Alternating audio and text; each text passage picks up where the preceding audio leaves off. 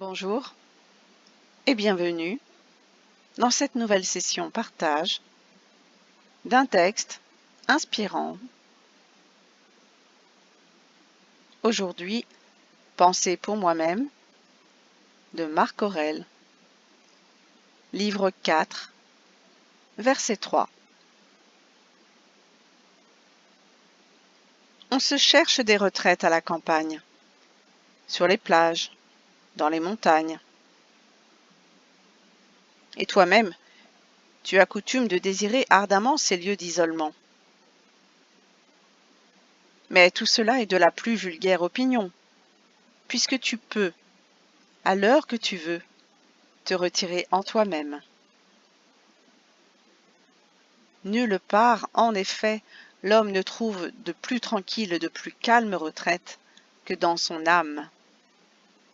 Surtout s'il possède en son fort intérieur ces notions sur lesquelles il suffit de se pencher pour acquérir aussitôt une quiétude absolue.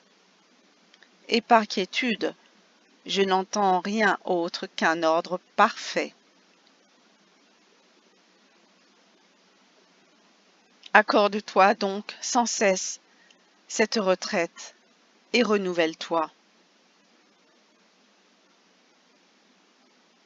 Mais qu'il s'y trouve aussi de ces maximes concises et fondamentales qui, dès que tu les auras rencontrées, suffiront à te renfermer en ton âme et à te renvoyer, exempte d'amertume, aux occupations vers lesquelles tu retournes. Contre quoi, en effet, as-tu de l'amertume? Contre la méchanceté des hommes? Reporte-toi à ce jugement, que les êtres raisonnables sont nés les uns pour les autres, que se supporter est une partie de la justice, que les hommes pêchent involontairement, que tous ceux qui jusqu'ici se sont brouillés, soupçonnés, haïs, percés de coups de lance, sont allongés, réduits en cendres. Calme-toi donc enfin.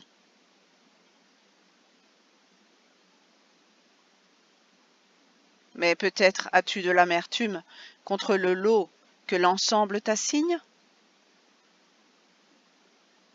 Rappelle-toi le dilemme. Ou une providence, ou des atomes. Et par quels arguments il a été prouvé que l'univers est comme une cité? Les choses du corps ont-elles alors fait mainmise sur toi?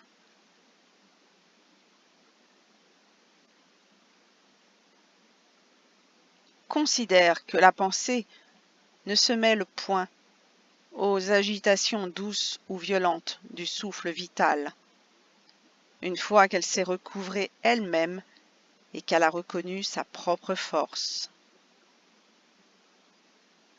Et enfin, rappelle-toi ce que tu as entendu et admis sur la douleur et sur le plaisir.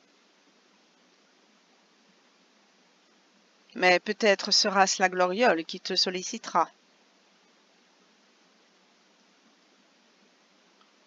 Jette les yeux sur le très prompt oubli dans lequel tombe toute chose, sur le gouffre du temps qui, des deux côtés, s'ouvre à l'infini, sur la vanité du retentissement, la versatilité et l'irréflexion de ceux qui paraissent te bénir, l'exiguïté du lieu où la renommée est circonscrite.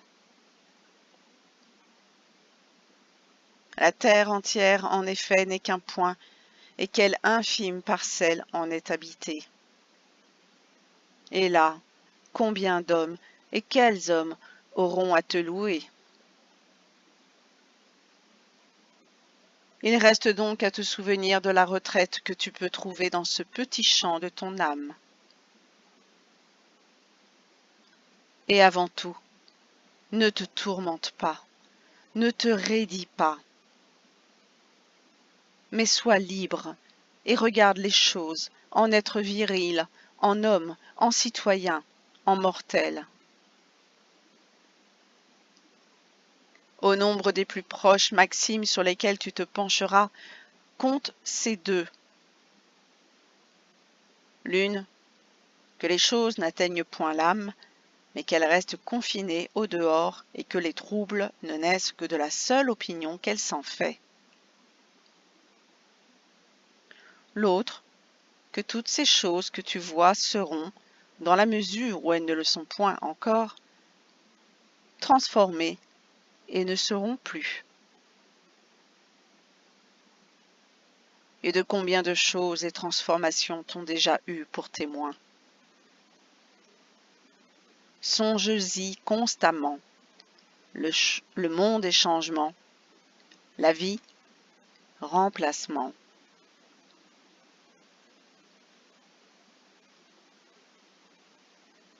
Voici donc un texte, un verset, des pensées pour moi-même, qui s'achève sur cette notion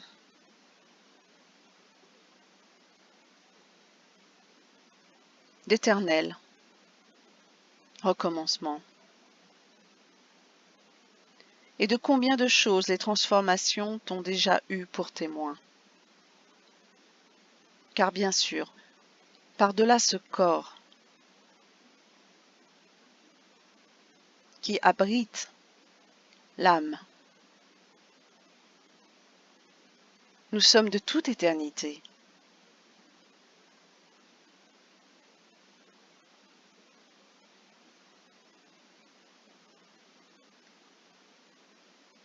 Cette conscience dont vous êtes porteur, dont nous sommes tous porteurs, est multiséculaire. Elle a toujours été, elle sera toujours. Le monde est changement, la vie remplacement. Porteurs de vie nous sommes, et non pas la vie nous-mêmes. C'est un peu comme une amphore.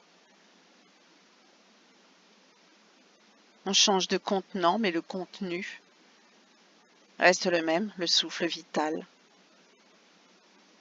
La Bhagavad Gita également.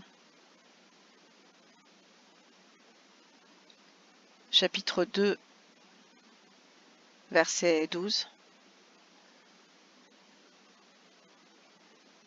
Évoque ce point.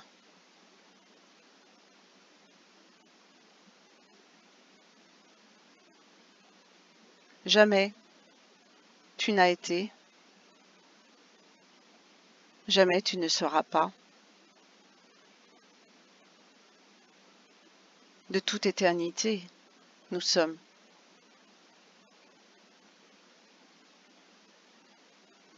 Qu'est-ce à dire de ce corps périssable? Moyen de transport, du souffle, divin.